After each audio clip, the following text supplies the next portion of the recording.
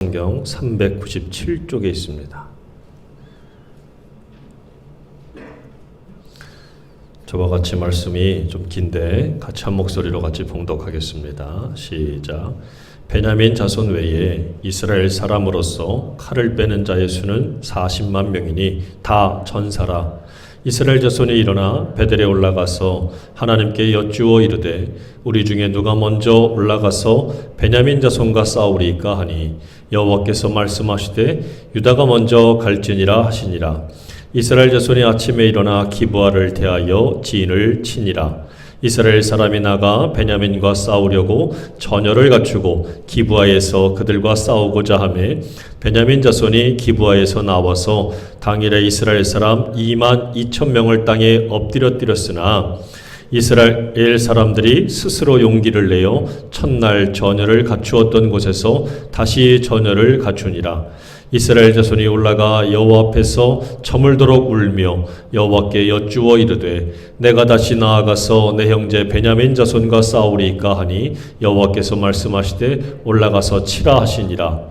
그 이튿날에 이스라엘 자손이 베냐민 자손을 치러 나아가매 베냐민도 그 이튿날에 기브아에서 그들을 치러 나와서 다시 이스라엘 자손 18,000명을 땅에 엎드렸으니 다 칼을 빼는 자였더라. 이에 온 이스라엘 자손 모든 백성이 올라가 베델에 이르러 울며 거기서 여호와 앞에 앉아서 그날에 저물도록 금식하고 번제와 화목제를 여호와 앞에 드리고 이스라엘 자손이 그 여호와께 물으니라.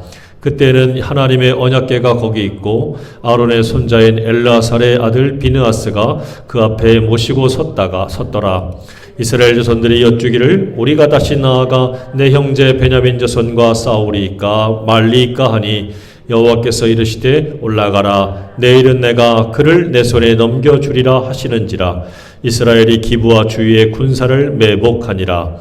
이스라엘 자손이 셋째 날에 베냐민 자손을 치러 올라가서 전과 같이 기브아에 맞서 전열을 갖추매 베냐민 자손이 나와서 백성을 맞더니 꾀임에 빠져 성읍을 떠났더라. 그들이 큰 길 곧 한쪽은 베델로 올라가는 길이요 한쪽은 기브아의 들로 가는 길에서 백성을 쳐서 전과 같이 이스라엘 사람 30명가량을 죽이기 시작하며 베냐민 자손이 스스로 이르기를 이들이 처음과 같이 우리 앞에서 패한다 하나 이스라엘 자손은 이르기를 우리가 도망하여 그들을 성읍에서 큰 길로 꿰어내자 하고 이스라엘 사람이 모두 그들의 처소에서 일어나서 바알 다말에서 전열을 갖추었고 이스라엘의 복병은 그 장소 곧 기브아 초장에서 쏟아져 나왔더라.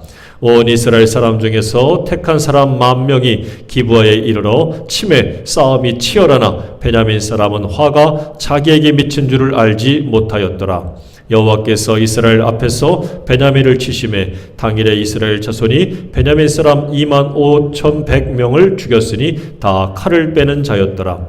이에 베냐민 자손이 자기가 패한 것을 깨달았으니 이는 이스라엘 사람이 기브아에 매복한 군사를 믿고 잠깐 베냐민 사람 앞을 피하매 복병이 급히 나와 기브아로 돌격하고 나아가며 칼날로 온 성읍을 쳤음이더라. 처음에 이스라엘 사람과 복병 사이에 약속하기를 성읍에서 큰 연기가 치솟는 것으로 군호를 삼자 하고 이스라엘 사람은 싸우다가 물러가고 베냐민 사람은 이스라엘 사람 30명가량을 쳐 죽이기를 시작하며 이르기를 이들이 틀림없이 처음 싸움같이 우리에게 패한다 하다가 연기 구름이 기둥같이 성읍 가운데서 치솟을 때에 베냐민 사람이 뒤를 돌아보매 온 성읍에 연기가 하늘에 닿았고 이스라엘 사람은 돌아서는지라. 베냐민 사람들이 화가 자기들에게 미친 것을 보고 심히 놀라 이스라엘 사람 앞에서 몸을 돌려 광야길로 향하였으나 군사가 급히 추격하며 각 성읍에서 나온 자를 그 가운데서 진멸하니라. 그들이 베냐민 사람을 에워싸고 기브아 앞 동쪽까지 추격하며 그 쉬는 곳에서 짓밟음에 베냐민 중에서 엎드려진 자가 18,000명이니 다 용사더라. 그들이 몸을 돌려 광야로 도망하였으나 림몬 바위에 이르는 큰 길에서 이스라엘이 또 5,000명을 이삭 줍듯 하고 또 급히 그 뒤를 따라 기돔에 이르러 또 2,000명을 죽였으니 이날에 베냐민 사람으로서 칼을 빼는 자가 엎드려진 것이 모두 25,000명이니 다 용사였더라. 베냐민 사람 600명이 돌이켜 광야로 도망하여 림몬 바위에 이르러 거기에서 넉 달 동안을 지냈더라. 이스라엘 사람이 베냐민 자손에게로 돌아와서 온 성읍과 가축과 만나는 자를 다 칼날로 치고 닥치는 성읍은 모두 다 불살랐더라. 아멘. 한 번 더 기도합니다. 하나님 아버지 감사합니다. 오늘 주의 거룩한 날 우리에게 주시는 하나님의 말씀을 함께 나눌 때에 하나님 이 말씀을 통한 귀한 은혜가 또 귀한 깨달음이 아버지 하나님의 거룩하신 뜻이 우리 가운데 있게 하여 주시옵소서. 붙들어 주시고 함께 해주시고 인도해 주시고 영광 받아주실 것을 믿사오며 예수님의 이름으로 기도드립니다. 아멘. 할렐루야. 같이 해볼까요? 피차 아픈 전쟁을 멈추라.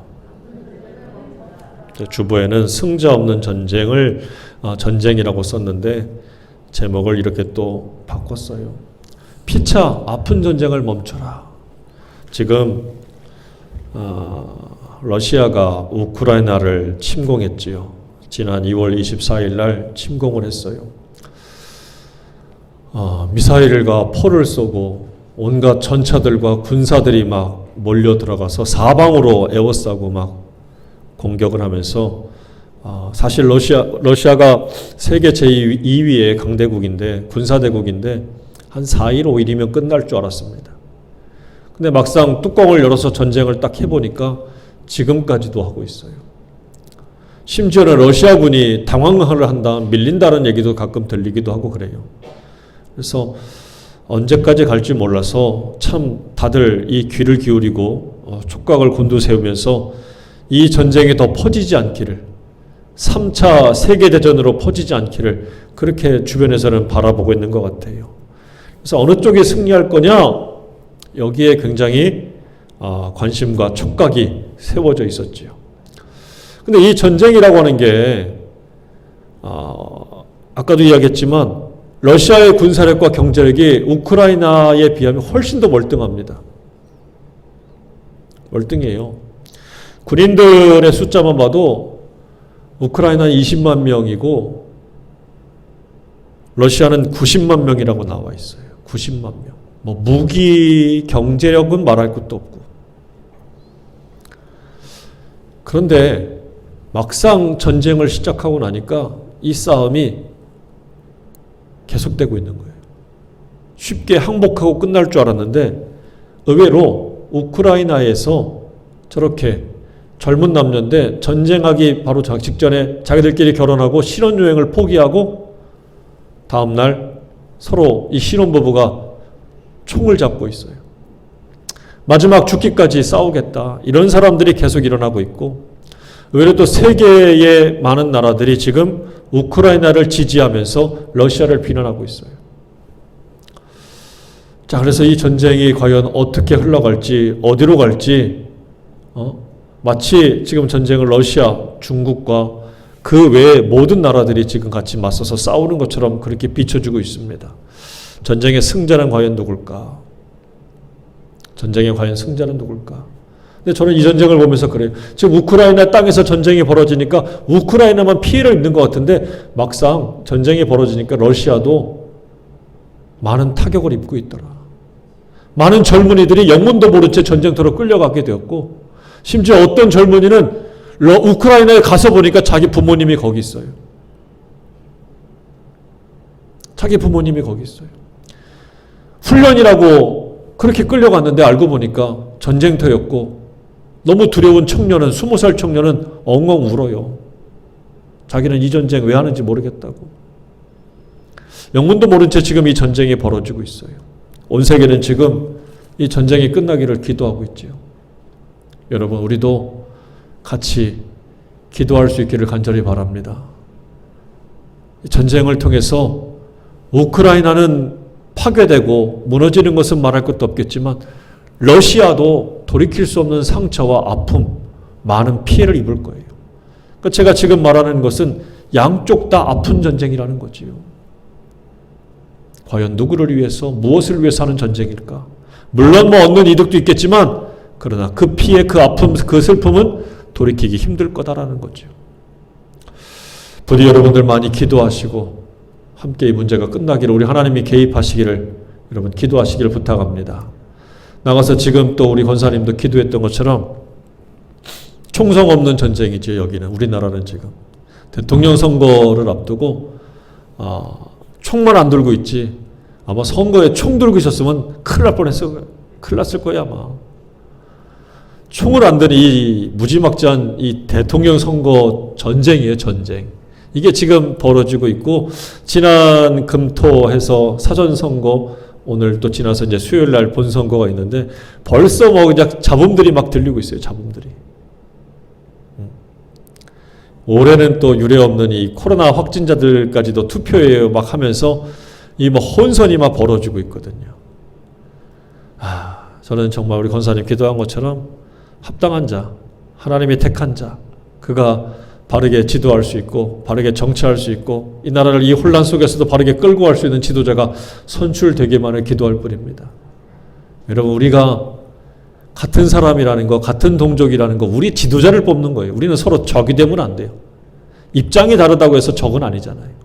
근데 마치 지금 적을 대하듯이 하는 사람들이 있는데 거기에 속지 말고 위에서 기도하고 위에서 같이 세울 수 있는 그런 넓은 마음들을 품으시기를 간절히 바랍니다.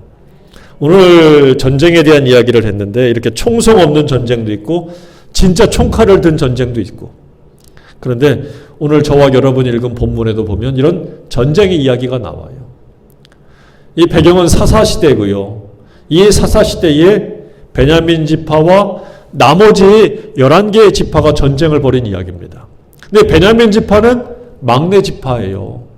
야곱의 12명의 아들 가운데 제일 막내 이름이 베냐민입니다. 땅도 제일 적어요. 근데 그 작은 지파와 나머지 11개의 지파가 서로 맞서서 전쟁을 벌인 이야기예요. 이 전쟁 이야기를 통해서 보면 결론적으로 말하면 누가 승리자냐? 물론 11개의 지파가 이겼습니다. 이스라엘 전체가 이기고 베냐민 지파는 완전히 소멸 직전까지 갔어요. 이 지파가 사라질 위기까지 왔습니다. 근데 결론적으로 조금 더 깊이 들여다보면 우리가 오늘 말씀을 읽었지만 양쪽 다 돌이키기 힘든 상처, 아주 깊이 패인 상처가 오늘 이 말씀을 통해서 보인다는 거지요. 피차 상처투성이 전쟁이었다라는 것이 결론이에요. 자, 그러면 왜 이런 전쟁이 벌어지게 되었는가를 좀 살펴봐야 되는데, 한 레위 사람이 자기의 첩을 데리고 베냐민 지파가 있는 땅에 기브아라는 곳으로 갔습니다. 기브아. 그러니까 기브아는 땅의 이름이에요. 지명이에요. 근데 거기에 가서 날이 저무니까 여간 여인숙에 이제 머물러 들어간 거예요. 여인숙에.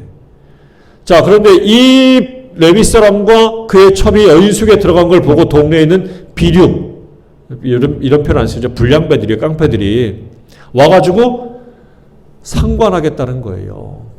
내놓으라는 거예요. 다시 말하면 레위 사람도 간섭을 하고 그의 첩도 간섭을 하고 어쨌든 자기들이 이 성적인 문제를 해결하겠다는 얘기입니다. 굉장히 성적으로 타락한 시대였어요. 자, 그러니까 여관주인은 자기 집에 들어온 손님이기 때문에 이 손님을 보호할 의무가 있다고 생각해서 그만 이 레위 사람의 첩과 자기의 딸을 그 불량배들에게 내줍니다. 상상이 안 되지, 지금으로서는. 근데 3000년 전엔 그랬단 얘기예요. 자, 그렇게 내보냈어요. 그런데 밤새도록 그 불량배들이 이 첩과 이 딸을 희롱하고 성폭행을 저지르다가 결국 날이 샜는데 다 가고 나서 보니까 이 첩이 죽은 거예요. 자, 그랬더니 이 레위 사람이 이걸 보고 너무 억울하고 너무 답답해서, 참 말씀드리기 끔찍하지만 이 자기의 첩을 12토막을 냅니다. 죽은 토막을 내서 이스라엘 전역으로 보내는 거예요. 자, 그리고 나서 어떻게 된 거예요? 여기 베냐민 지파의 기브아라는 곳에서 이런 일이 벌어졌는데 억울한 죽음을 당했다. 이 문제를 모든 지파가 나서서 같이 해결해달라. 이 억울함을 풀어달라. 이 잘못된 것을 바로 잡아달라. 자, 이렇게 이야기돼서 온 지파들이 모여서 이런 파렴치한 짓이 있는가, 이런 악행이 있는가, 이건 잡아야겠다 싶어서 모두가 다 같이 동원돼가지고 연합군을 만들고 베냐민 지파에게 온 거예요. 자, 그래서 베냐민 지파와 이스라엘 지파 간의 전쟁이 벌어진 거죠. 자, 만일 이랬다면 여러분이 베냐민 지파 사람이라면 여러분들은 어떻게 했겠습니까? 이게 지금 이 불량배들이나 이런 일들, 자기 땅에서 벌어진 일 때문에 벌어진 일인데 그래도 어떻게 해야 돼요?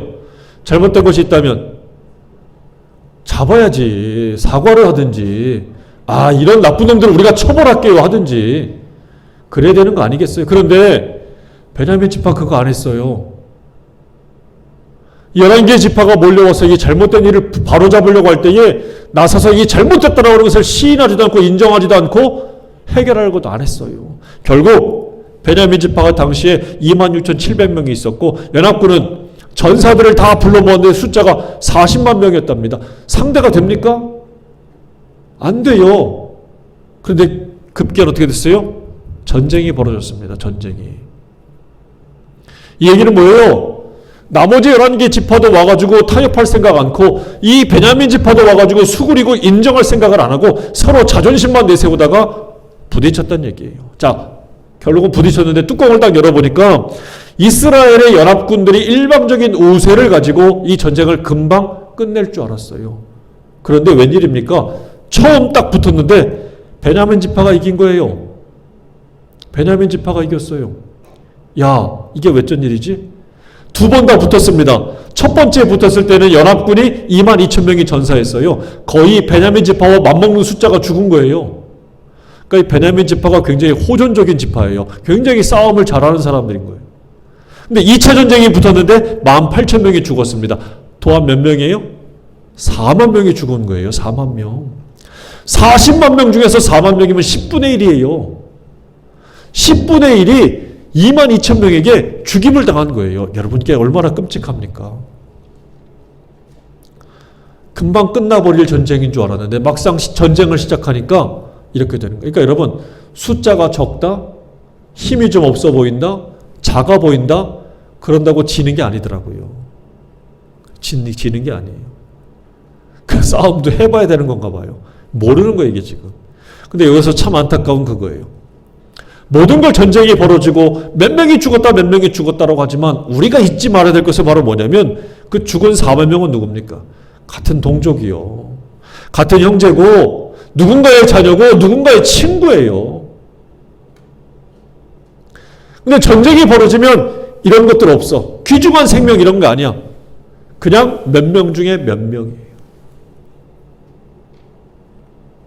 오늘날 우리들이 자꾸 착각에 빠지고 정말 이 신앙생활 하면서도 하지 말아야 될 것 중에 하나가 그 교회 몇 명이야? 아니요. 우리 주님은 어떻게 해요? 그 한 사람을 귀하게 여긴대요. 한 사람을 귀하게 여긴대. 여러분 한 사람 한 사람을 귀하게, 몇 명 중에 몇 명 하나가 아니라 그 중에 그 한 사람 한 사람을 주님은 귀하게 여긴다는 사실을 기억하시길 바랍니다. 우리가 가지고 있어야 될 바로 이거예요. 근데 이스라엘은 지금 이 전쟁을 벌이면서 이 동족이고 형제고 자녀고 친구고 누구라고 하는 것을 새까맣게 잃어버리고 그냥 몇 명 중에 몇 명으로만 지금 바라보면서 이 전쟁을 벌이고 있는 거예요. 안타까운 거지요. 여러분, 죽어도 좋은 생명이 있을까요? 죽어도 좋은 생명이 있습니까? 껄핏하면 전쟁하자. 아니요. 전쟁은 최후의 수단이 돼야 돼요. 해볼 수 있는 것까지 다 해보고 안 되면 하는 거지. 가장 신중해야 될 게 전쟁이에요. 결단코 먼저 총을 쏘고 먼저 전쟁을 벌이는 것은 해서는 안 되는 거예요. 우리는 이렇게 되면 가장 귀중한 생명들을 잃어버리게 되는 거예요. 지금 러시아가 벌이는 전쟁들을 보세요. 목적을 위해서라면 자국의 생명들도, 자국의 젊은이조차도 귀하게 보지 않잖아요. 속여서라도 데려가고, 우크라이나에게 야 우리 전쟁 안 할 거야, 침략 안 할 거야, 마치 물러설 것처럼 하다가 전쟁을 하거든요. 거짓말도 해요. 물론 이거 다 전술이고 전략이겠지만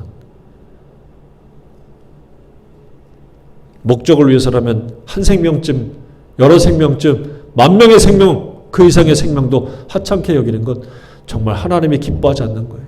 심판할 수밖에 없는 거예요. 자, 이렇게 해서 오늘 말씀을 보게 되면 결국은 오늘 그래서 23절 말씀 보면 이렇게 나와요. 이스라엘 자손이 올라가 여호와 앞에서 점을 들어 뭐 했어요? 울며 그래요. 울며. 연합군이 전쟁을 갔는데 졌어요. 그러니까 이게 웬일이지 도대체? 졌어요. 울며 여호와께 여쭈어 이르되 내가 다시 나가서 내 형제 베냐민 자손과 싸우니까. 형제인 건 알아.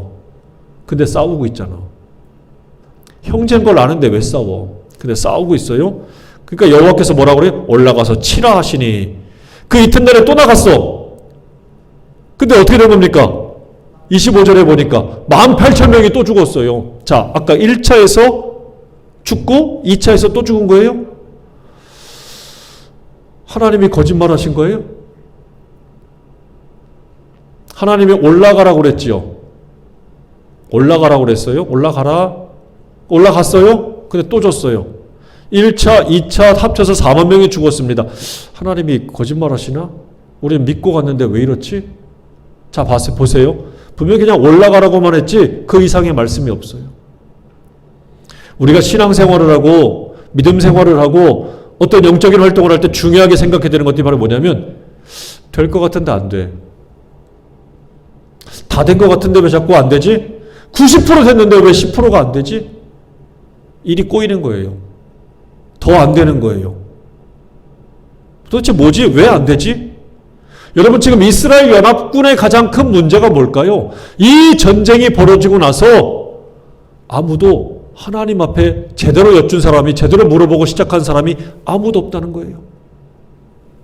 이게 무슨 문제일까? 군사적인 문제일까? 그냥 일반적인 일상적인 문제일까? 아니에요. 영적인 문제라는 걸 1차, 2차 패배할 때까지 모르고 있었던 거예요. 그냥 이 문제는 그냥 깡패들, 불량배들과의 싸움 아니면 뭐 또 형제와의 싸움 그걸 넘어서는 문제예요. 영적인 문제가 있다는 걸 몰랐어요. 근데 한 번 패하고 두 번 패하고 나니까 여러분 망할 때 배워야 돼. 망할 때. 망하는 것도 교훈이에요. 실패하는 것도 교훈이에요. 그리고 나서 26절에 보니까 이렇게 나오는 거예요. 이에 온 이스라엘 자손 모든 백성이 올라가 베델에 이르러 울며 거기서 여호와 앞에 앉아서 그날이 저물도록 뭐 했어요? 금식하고 번제와 화목제를 여호와 앞에 드리고 그때서야 왜 시작하기 전에 좀 하지. 40만 명 모이기 전에 좀 해보지. 하나님 앞에 하나도 안 묻고 시작하다가 한 번, 두 번 깨지고 나니까 그때 모여서 금식하고 번제와 화목제를 그제서야 하나님 앞에 드렸어요. 그리고 물었어요. 그랬더니 28절에 어떻게 됐어요? 빨간색에 내가 다시 올라갈까요? 했더니 하나님이 올라가라 라고 말씀하시고 한마디 더 하셨어요. 뭐라고 그래요? 내일은 내가 그를 내 손에 넘겨주리라. 전에 말씀하고 비슷한데 달라요? 그때는 뭐래요? 그냥 올라가래요. 근데 지금은 뭐래요? 세 번째는 올라가. 내일은 내가 내 손에 붙여줄게. 여러분 응답이 다른 거예요.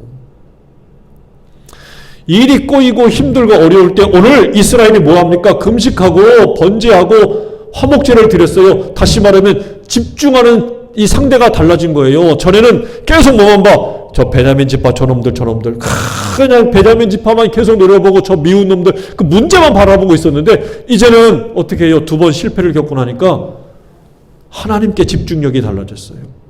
집중의 대상이 바뀐 거예요. 금식했어요. 왜 금식해? 베냐민 미워 죽겠네 이러면서 금식해요? 하나님께 집중하는 거지. 화목제, 번제를 드렸어요. 하나님 앞에 집중하려고 드리는 거지. 집중의 대상이 바뀐 거예요. 여러분 전쟁 나에게 속한 게 아니에요. 그걸 깨달아야 돼 우리는. 전쟁은 누구에게 속했습니까? 전쟁은 누구에게 속했어요? 하나님께 속했으면 집중력의 대상은 그 문제가 아니라 하나님이 되어야 되는 거예요. 우린 자꾸 문제만 생기면 문제만 막 보잖아요. 그게 아니라는 거예요. 이게 영적인 문제라는 거예요. 지금 이스라엘은 숫자는 40만 명인데 아무도 하나님께 집중하지 않고 있다가 덜컥 베냐민 지파 가장 작은 지파에게 1차, 2차 완전히 실패하고 깨지고 말았던 얘기지요. 그래서 오늘 이 말씀의 28절의 말씀처럼 다시 나아가 내 형제 베냐민 자손과 싸우리까 말리까 그제서야 제대로 물어본 거예요. 그때서야 제대로 물어봤더니 하나님이 올라가 내일은 내가 그를 너의 손에 넘겨주리라. 같이 합니다. 다시 시작해도 늦지 않는다. 우리는 한 번, 두 번 실패하면 끝장나는 줄 아는 사람들이 너무 많아요. 1등 하다가 꼴등하면 세상이 끝나는 줄 알아. 아니에요. 실패할 때 배워야 돼. 대학 한번 떨어졌다고 인생이 끝나나? 직장 한번 못 붙었다고 인생이 끝납니까? 아니에요. 결혼 한번 실패했다고 인생이 끝장납니까? 아닙니다. 어떻게 해야 돼? 하나님께 집중하고 다시 시작해도 늦지 않아요. 다시 시작해도 늦지 않아요. 할렐루야. 여러분, 이것이 바로 영적인 문제를 회복하는 거예요. 잠언서 16장 9절에 이런 말씀이 나옵니다. 사람이 마음으로 자기의 길을 계획할지라도 그의 걸음을 인도하시는 이는 여호와시니라. 하나님이 인도하시는 거지, 계획은 우리가 할지라도 그 일이 되게 하시는 분은 하나님이라는 뜻이에요. 자, 결론은 이렇게 해서 이 전쟁이 붙었는데 베냐민 지파에게 이제 했던 전술이 바로 뭐냐면 아이성과의 전투 때처럼 소수의 사람들이 올라가서 막 싸우다가 지는 척하고 뒤로 빠지면 그 뒤를 가서 매복하고 있던 자들이 가가지고 어떻게 합니까? 뒤를 치는 거예요. 그 성읍을 치는 거예요. 그러니까 베냐민 지파의 성읍을 치는 척하고 나가 사람들 다 유인하고 난 다음에 돌아가서 그 성읍을 불살라버린 겁니다. 자, 베냐민 지파는 깜짝 놀랐지요. 밀리고 도망가다가 겨우 이제 살아남은 사람이 광야에서 몇 명이요?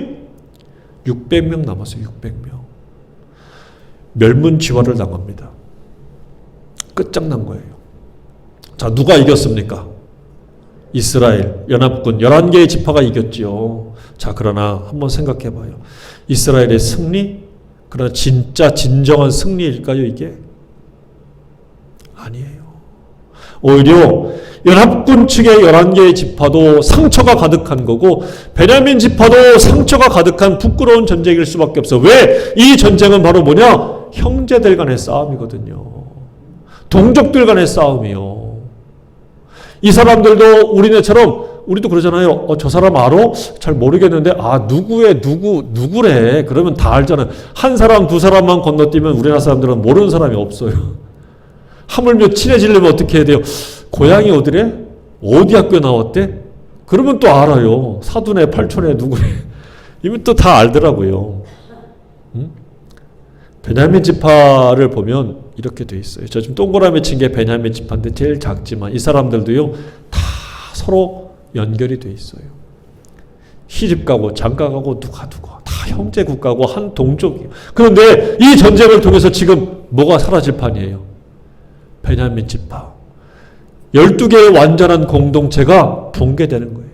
이스라엘 내부가 완전히 다 깨져버릴 판이었단 말이에요. 그러니 이 전쟁에서 이겼다고 춤추고 좋아야 될까? 그게 아니라는 거지요. 여러분께 여쭐게요. 형제의 싸움 이기면 기쁩니까? 이겨먹으면 좋을까요? 그때는 좋을지 모르겠지만 이건 피차간의 상처요. 지울 수 없는 내적인 상처가 가득하다는 얘기예요. 이거는 누가 싸워서 이겼다고 좋아할 만한 일은 아니라는 거예요. 우스갯소리 하나 할게요. 개하고 싸우지 말래요. 왜 개하고 싸우지 말라는 줄 아세요? 그냥 우스개니까 들으세요. 그냥 개하고 싸우다 지면 개만도 못한 사람이래요. 개하고 싸우다 비기면 욕하는 거 아니에요. 개 같은 사람이래요. 개하고 싸우다 이기면 개보다 독한 사람이라네. 그러니까 누구랑 싸우지 마요? 그러니까 상대가 뭐 같으면 그러면 싸우지 마요. 어떻게? 그냥 피해가요. 그만도 못한 사람이 되거나 그보다 독한 사람이 되는 거니까 하지 말란 얘기예요. 근데 지금 베냐민 지파와 이스라엘 지파는 지금 그 시작 단계부터 이걸 하지 않은 거예요.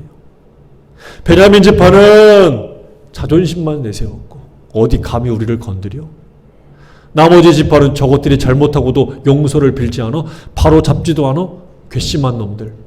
결국은 이 자존심들이 충돌하면서 지울 수 없는 이 상처, 둘 다 서로 피차간의 상처만 가득한 전쟁을 벌이고 끝났다는 거죠. 그러니 이 전쟁은 뭐예요? 이겼으나 이겼다고 할 수 없는 전쟁, 서로에게 패한 전쟁이라는 거지요.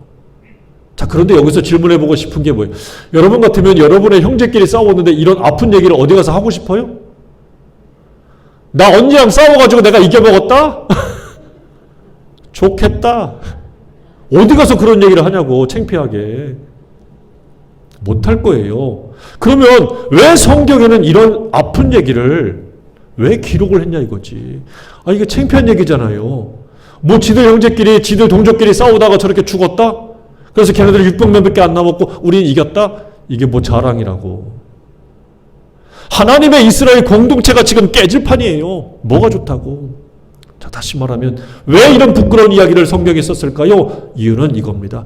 정체성을 잃어버리면, 하나님의 백성으로서의 정체성을 잃어버리면 바로 이렇게 된다는 것을 교훈하고 가르쳐 주는 거예요. 지금 이스라엘 백성들은 이스라엘 12지파가 하나님의 온전한 백성들의 모습을 간직하고 있어야 되는데 그들은 서로 뭐예요? 자존심만 내세우다가 자기들이 하나님의 백성이고 자기들이 이스라엘의 온전한 공동체고 자기들이 하나님의 일을 위해서 무엇을 해야 되고 어떤 영광을 돌려야 되는지를 지금 다 잊어버렸어. 한마디로 말하면 하나님의 백성으로서의 정체성을 다 잃어버린 거예요. 자, 보세요. 레위 사람에게 첩이 있어요? 말이 돼 이게? 지금도 말이 안 되지만 당시에도 이게 뭐예요? 가정에 집중하지 않는 거예요. 하나님의 일에 소홀하는 거예요. 지금 레위 사람은 하나님을 섬기도록 그 사람들에게는 땅도 주지 않고 온전히 하나님만 섬기면 나머지 지파가 레위 사람들의 삶을 책임져 주었습니다. 그런데 첩에게 관심을 가져. 하나님보다. 말이 안 되지. 기브에 있는 하나님 백성들이 지금 뭐예요? 비료, 불량배 노릇하는 거예요. 깡패 노릇하는 거예요. 아니, 하나님 백성이 할 짓이 없어서 불량배 노릇을 해? 폭력배 노릇을 해? 또 불량배를 달래기 위해서 딸과 첩을 지켜줘야 할 사람이 내보내고 있어? 아, 이런 게 어디 있어? 잘못된 거 아니에요 지금? 세상에 죽은 첩을 12토막을 내가지고 전국에다 뿌려? 왜 지는 못하고? 지는 뭐하고? 여러분, 이 이야기를 가만히 보면 야, 이게 무슨 하나님 백성의 모습이야? 라는 얘기가 저런 탄식이 절로 나와요. 신앙적인 접근보다 화해하기보다는 덜컥 싸움부터 지금 자존심을 내세워서 하고 있습니다. 결정적으로 하나님께 문제를 놓고 기도한 사람은 아무도 없었다라는 거죠. 아무도 없었어요. 이게 잘못된 전쟁의 시작이었고 비극적인 상처만 남은 바로 전쟁의 결과였다는 겁니다. 여러분, 그리스도인들의 정체성을 찾아야 돼요. 우리는 하나님의 백성임을 믿으십니까? 우리는 하나님의 예수님의 제자라는 것을 믿으십니까? 믿으시면 아멘 좀 해요. 우리는 천국의 시민입니다. 우리는 원수마귀와 거짓과 문화와 가치관 그리고 죄악을 분별하고 물리쳐야 되는 사람들인 줄로 깨닫기를 바랍니다. 그리고 죄악을 분별하고 물리치는 사람들은 같이 합니다. 손으로 악을 이기는 삶을 살겠습니다. 그런데 이 모습의 이야기를 지금 이 사사기 20장에 나와 있는 이야기에 비춰보면 뭐 맞는 게 있어요? 한 개도 없네. 한 개도 없네. 하나님의 백성으로서의 정체성을 잃어버리면 서로 이렇게 판단도 분별력도 가지지 못하고 결국 양쪽 다 돌이킬 수 없는 상처만 가득하는 전쟁. 이겨도 이긴 사람이 없다라고 할 수 있는 전쟁만 벌이게 된다는 것을 깨닫기를 간절히 바랍니다. 우리 창세기에 보게 되면 쌍둥이 이야기가 나오죠. 에서와 야곱. 야곱은 태어나면서 그 형 에서의 발뒤꿈치를 잡고 나왔고 이들은 나이가 같지만 서로 성향이 너무 달라. 에서는 사냥꾼의 기질을 가지고 있고 야곱은 엄마처럼 부엌에서 살림하는 걸 좋아해. 근데 어느 날 살림을 쭉 하는 이 야곱이 팥죽을 하나 만들었는데 형이 사냥하고 돌아와서 너무 배고프니까 그걸 보자마자 그냥 눈이 뒤집히는 거예요. 야곱은 그때 말하죠. 야, 너 장자권 나에게 주면 팥죽 한 그릇 줄게. 아이 그래, 그까짓 거 장자권이 뭐라고. 그래서 팥죽을 장자권과 바꿨습니다. 야곱은 정말 믿은 거예요. 그래서 아버지에게 들어가서 어떻게 합니까? 형인 채 분장을 하고 들어가서 아버지 에서가 받아야 될 모든 축복권까지 지가 싹 받았어요. 에서는 이게 너무 화가 난 거예요. 야, 이럴 수가 있어? 그래서 죽이려고 했습니다. 그때 그의 어머니 리브가가 돌려보냈어요. 저기 외삼촌 라반의 집으로 야곱을 피신시켰지요. 20년 세월이 지났습니다. 20년 세월이 지나서 그 야곱이 귀향하고 돌아왔어요. 돌아왔습니다. 재산을 거느리고 4명의 부인을 데리고 자식들을 데리고 돌아왔어요. 자, 그런데 그를 맞이하고 있는 건 20년이 지났는데 그의 형에서가 기다리고 있던 건 뭐예요? 군사 400명이에요. 자, 여기까지 보면 세상과 다를 바가 전혀 없지요. 저 미운 놈, 저 원수 같은 놈, 내 걸 다 뺏어간 놈. 여기까지 보면 전혀 다를 바가 없어요. 그런데 그때 야곱은 어떻게 합니까? 가족도 내보내고 재산도 내보내고 종들도 다 먼저 보내고 난 다음에 자기 혼자 야법 나루터에 남아가지고 밤새도록 기도하다가 하나님의 사자와 함께 거기서 밤새도록 씨름을 합니다. 심지어 그의 환도뼈가 부러졌어요. 날이 셉니다. 내가 가야겠다 그러니까 절대로 못 간답니다. 나를 축복할 때까지 못 가겠대. 그때에 하나님의 사자가 야곱에게 칩니다. 아니, 져준 거지요. 그리고 야곱의 이름은 야곱이라 하지 않고 그때의 이름이 바뀌어요. 이스라엘로. 하나님과 겨루어서 이긴 자. 이긴 자가 아니지, 져주신 거지. 그래서 이스라엘, 지금 말한 이스라엘은 그 이름이 원래 주인이 누구예요? 야곱이에요. 야곱이에요. 근데 이 이름대로 안 살고 있는 거예요, 지금. 야곱은 그래서 어떻게 합니까? 절름발이게 됐어요. 절름절름거리고 다 보냈는데 이제는 지팡이 하나 짚고 이제는 어떻게 합니까? 맨 앞으로 갔어요. 기다리고 있는 식구들, 재산들, 종들 앞에 맨 앞에 가서 형 앞에 가서 어떻게 합니까? 7번 엎드려 절했어요. 잘못했어요. 잘못했어요. 형님 용서하세요. 제가 어리석었습니다. 잘못했습니다. 근데 그때 웬일입니까? 군사 400명을 거느리고 왔던 형 에서의 마음이 눈이 녹듯이 싹 녹고 서로 달려와가지고 서로 얼싸 안으면서 목과 목을 어금맡기면서 엉엉 울었어요. 20년 세월의 앙금이요. 서로 죽일 듯이 군사를 거느리고 왔는데 누가 먼저 와서 엎드려서 7번 절을 했더니 7번 먼저 잘못했다고 시인했더니 싹 녹아지고 말았더라. 오히려 상처가 가득할 뻔했던 이 전쟁, 야곱과 에서의 전쟁은 이렇게 눈물과 화해로 하나가 돼서 끝나게 되었다는 것을 보여줍니다. 이게 하나님 백성이요. 여러분, 하나님 백성들도 싸울 수 있어. 다툴 수 있어. 근데 오늘 성경이 보여주는 건 뭐예요? 그럴 수 있을지라도 방법은 이렇게 해야 되라는 것을 보여주고 있어요. 야곱과 에서의 화해를 통해서 오늘 우리가 가져야 될 화해에 대한 모습은 바로 여기 있다라는 거죠. 우리 예수님은 고난받으시고 십자가에 돌아가셨어요. 진 것 같았지요. 패배자입니다. 로마가 만든 사형틀에서 돌아가신 패배자에 불과해요. 누가 봐도 예수님은 실패했습니다. 심지어 같이 있던 제자들도 예수님이 실패했다고 여겼어요. 끝났다고 여겼어요. 그래서 어떤 제자들은 자기 고향으로 가려고 하지 않았습니까? 근데 그 뒤에 예수님이 사흘 뒤에 부활하셨습니다. 그의 무덤은 비었어요.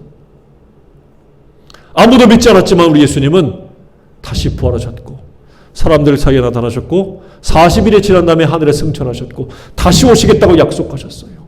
한마디로 진 것 같으나 이기신 것이 우리 예수님이시요, 망한 것 같지만 흥하신 것이 우리 예수님이고 패배한 것 같지만 승리한 것이 예수님이라는 것을 보여주는 거예요.